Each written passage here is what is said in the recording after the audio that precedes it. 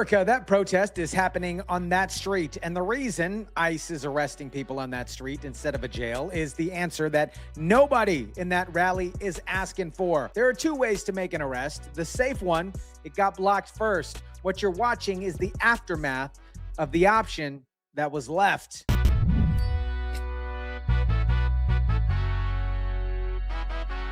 Reuters reporting that ICE officers have been told to suspend vehicle stops.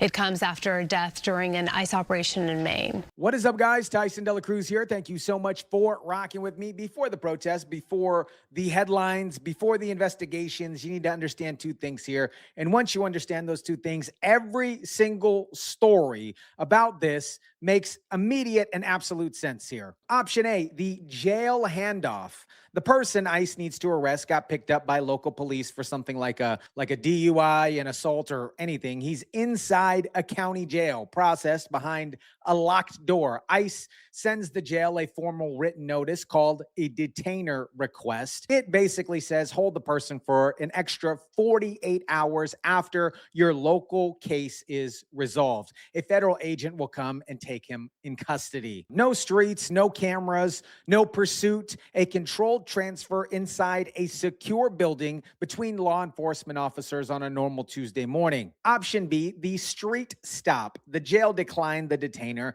They release him. ICE still has the exact same legal obligation to remove him from the United States, from this country, okay? So now agents have to locate him on the street, surveillance his movements, identify his vehicle, his family members, attempt a traffic stop on a public road. And when that person, and most of the time they do, decide to run, you have a moving car, an agent on the roadway, and every phone in a half-mile radius pointed at the situation. The Maine shooting was option B. The Texas shooting was option B. When we stopped the car from moving at all, they did what they normally do, which was take out their pepper spray and spray the intake air conditioning vent, so that if the driver turns on the air conditioning, then bear mace and pepper spray will come through the vents. Ryan DeRuy runs VC Defensia, a volunteer network in Ventura County, California. You know this is going to be good. They actually monitor ICE vehicles and broadcast their real-time locations to residents and people on the network. When a target receives that broadcast, he has a choice. They have a choice. Stay where they are or try to move before ICE agents reach him. Some people stay, some of them run. And when they decide to run, option B becomes a lot more dangerous. That's not DeRury's stated goal. It is a documented operational consequence of early warning systems that they built. Now, why is ICE doing street surveillance in Ventura County instead of jail pickups? You're probably asking yourself, why are they doing that? Because Ventura County policies restrict local law enforcement from honoring ICE detainer requests.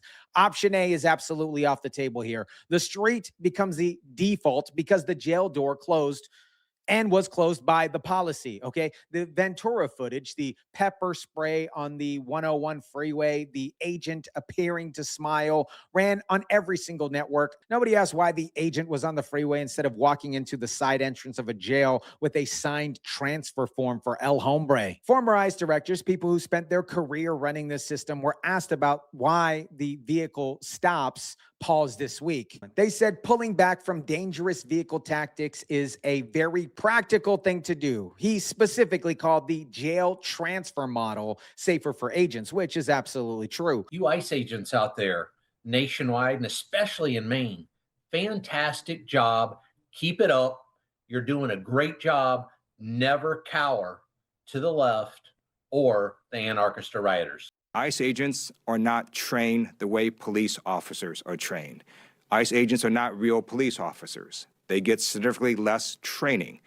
They do not wear body cameras. They wear masks, and they are an out-of-control rogue agency. So the guy's a liar. He doesn't know what he's talking about. You know, the training that Border Patrol agents and ICE agents go through it's incredible. Considered by many the very toughest in federal law enforcement. Congressman Ted Lieu serves on the House Armed Service Committee, the congressional body that oversees American military and federal law enforcement training standards. He told the country this week that the agents in Maine get significantly less training than police officers. The Border Patrol Academy runs close to 6 months, and it's followed by nearly 2 years of in-field training. A career insider like Bavino says the program is considered one of the toughest in all federal law enforcement. Mr. Ted said this before the FBI had conducted a single interview in the Maine investigation, before any footage existed, before a single agent's account has been tested by investigators. In Maine, the DHS says the subject tried to flee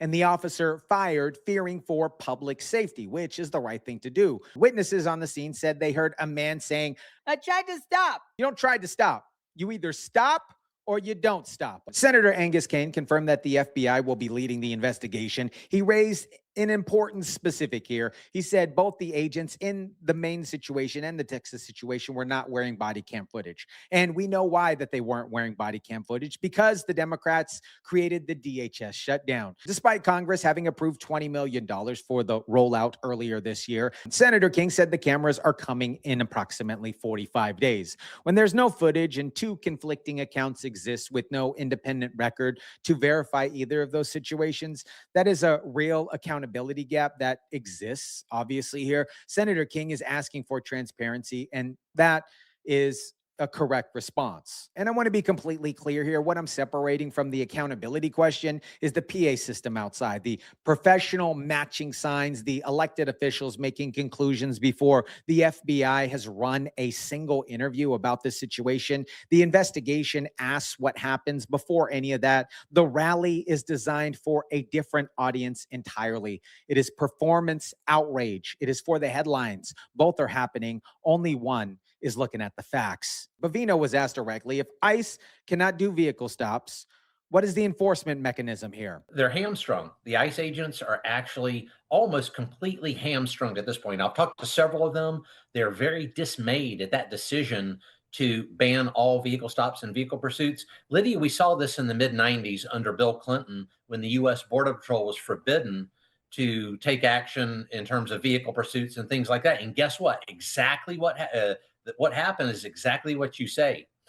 Illegal aliens, what are they going to do? They're going to get behind the wheel and try to run. And you talk about putting the public and officers in danger. My gracious, what is coming as far as that? The DHS statement on the pause was specific here. Vehicle stops will continue for people with serious or violent criminal histories. Everyone else, the deportation orders without violent records, enforcement is effectively suspended until agents complete additional training and receive body cam footage. So potentially in 45 days, this will re-roll out again. That is a large number. It has not been published, and it is a direct result of the sequences that started with option A being absolutely blocked. Bavino said agents need to triple down, restore the cooperative programs, bring Border Patrol back into the interior enforcement. That restoration requires the exact local cooperation that a lot of these sanctuary policies are designed to actually prevent. The system that produced Maine is still producing the conditions for the next one, and the next one, and the next one. Our good friend Gavin Newsom signed the California sanctuary law that makes